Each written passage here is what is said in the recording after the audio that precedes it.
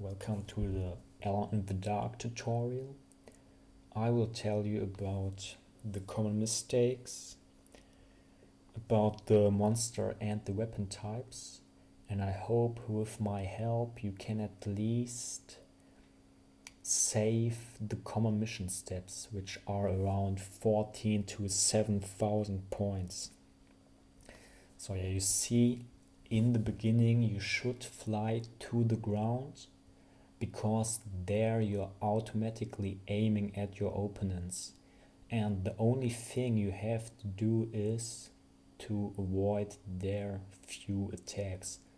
So as long as you're only facing these flying eyes, there's not much of a problem. But when the first red Pac-Mans enter the screen, you should concentrate your firepower towards them, because otherwise they will spread the whole screen with their stupid green attacks. And if you see one of these worms, aim for their head, because otherwise they will spread.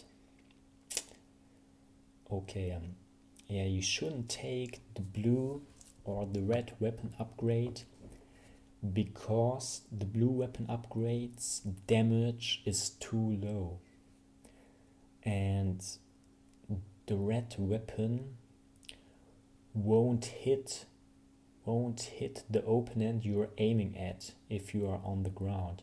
So if you have the red weapon, you have to fly around, and as long you are not very skilled at this game, you will have a lot of problems with the red weapon if you take it in the very beginning.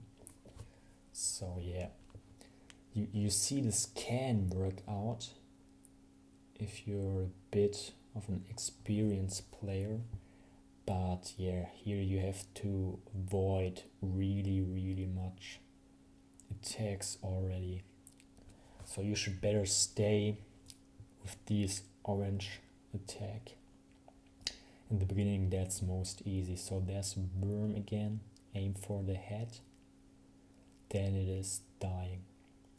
There's a snail, you should better take that down fast as well, otherwise it will shoot 3 attacks directly at you. Well, that's a blob, what killed us. I will explain a bit more about the monster types later on. First we will see the blue weapon. Yeah, you should better not take it like I did. It is a bit too dangerous. But yeah, if you can do it, you see the blue weapon is, I think, the strongest one if it is upgraded a few times. So yeah, it is not only taking down one opponent, it can go through opponents, so you can kill a whole line of opponents with it if you're flying right. Yeah, okay, here we have to avoid many attacks again, but I think it is still possible. And yeah, here you see it is killing all opponents immediately. Okay, there's a bacteria.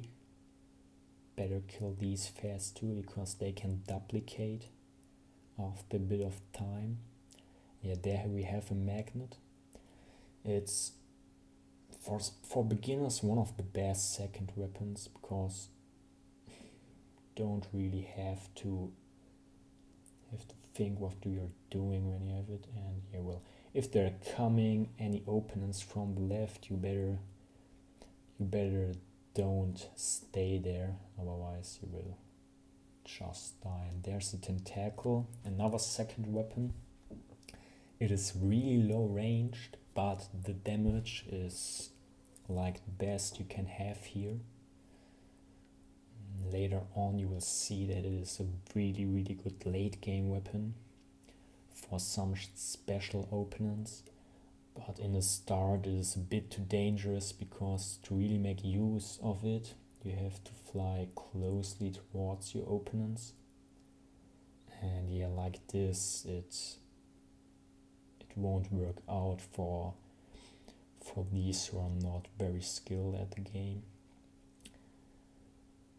So better just stay on the ground with the orange weapon for a start, and if you think you can manage some more, you can play like this. If you're lucky, you will get another red weapon upgrade. And yeah, you see this is working out quite good, and there's even the third red weapon upgrade. It is far spreaded through the whole screen, so you attack mostly everything, which makes it really good. So if you have the orange weapon on the second or the third step, better take it. Yeah, here's the weakness of the red weapon.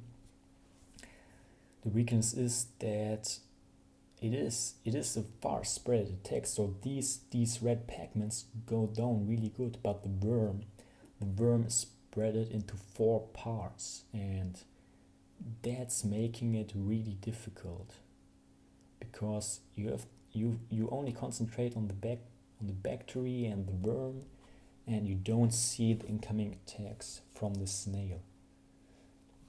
That was my problem in that situation. And here you have the orange weapon, the one you have from the start. I'd suggest it for everyone who has problems doing missions and getting a green or an orange star. Just stay with the orange weapon, ignore any other weapon upgrades, and stay on the ground. You only have to avoid a few attacks if you do so. And yeah, attack the red pigments as fast as you can, so they don't spread the whole screen. And there we see one of the best bonuses, or let's say the best bonus, 10,000 points. If you see it, try to get it, but it is really rare. You maybe get it in 1 out of 20 games. So yeah, here we have to avoid many attacks, but it is still possible. Even if you have only a bit of space, you can still avoid the attacks. But you see there were 2 super speeds. If you get 1 super speed upgrade, you will get another one immediately, so better take that one so you won't get it twice. So yeah, there we have a flying fatso again. While he's shooting, better start flying around. If you see that big flying fatso in the screen, better always keep flying, and don't first fly to the right, then you stop, and then you fly to the left, because that won't work out. Fly either clockwise or anti-clockwise, except he is only throwing that orange stuff at you. Okay, and there we have the first screamer, one of the most feared opponents in the game.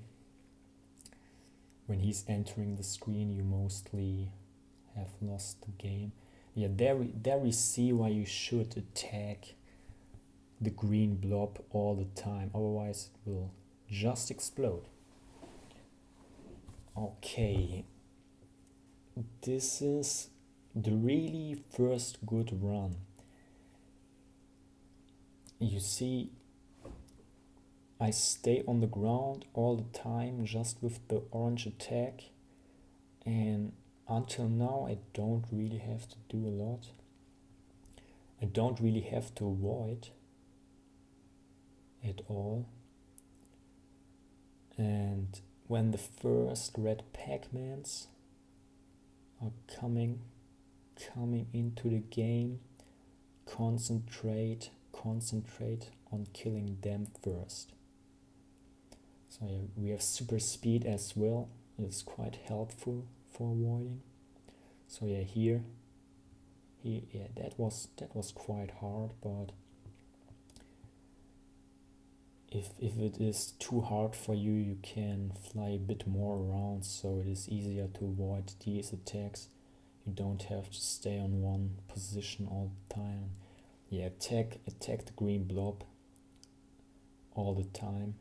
otherwise it will blow up. Aim for the head of the worm, kill the snail as fast as you can, and never forget attacking the green stupid blobs.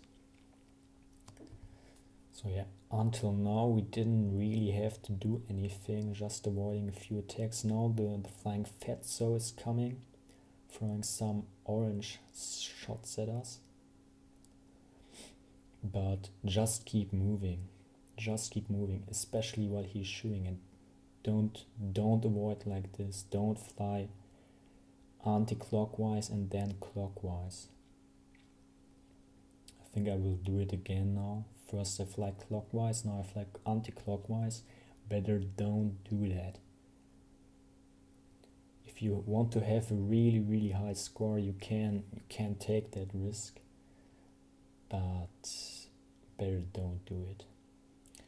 There are 3 screamers. If you have a really good weapon, like step 3 or step 4 weapon, or a good second weapon, then you have a chance against them. Otherwise you will have serious problems with them. So here I doubled the speed because we saw this several times now. Just stay on the ground and kill everything, avoid all incoming attacks. And yeah, here I haven't really concentrated on the red Pac-Man, so I had to avoid a lot there. Super speed, just take it. Yeah, okay, and there we go with normal speed again. So yeah, there's the third step of the orange weapon again. You see the bomb. Yeah, it can work out as a second weapon, but I don't really like it.